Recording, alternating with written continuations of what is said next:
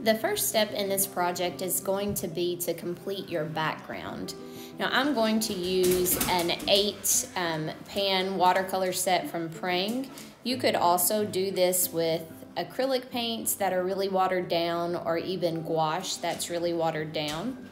As you can see, I'm just adding water to the pans before I begin, and then I'm going to use a wet on wet technique. So I have put water on my paper, and then I'm going to add the watercolor to the water and then just kind of move it around.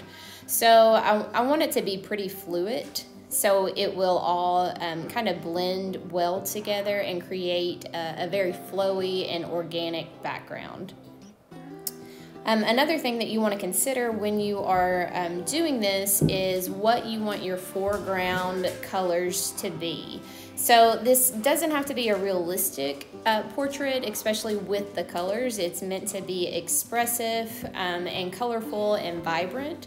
And so I knew that I wanted to use the reds and oranges and then purples and blues as my primary colors in the foreground, so that's what I'm creating the background with.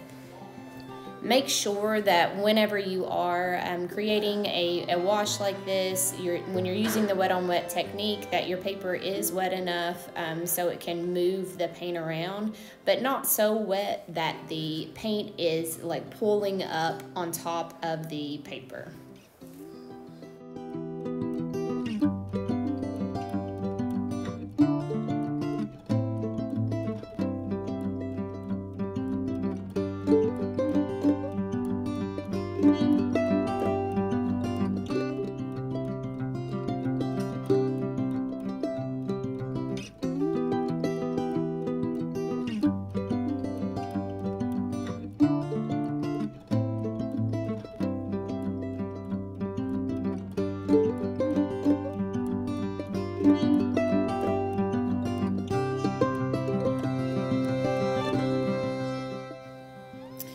Once you've painted over the entire background, then you can go back in and add more color wherever you would like, you know, to blend more colors.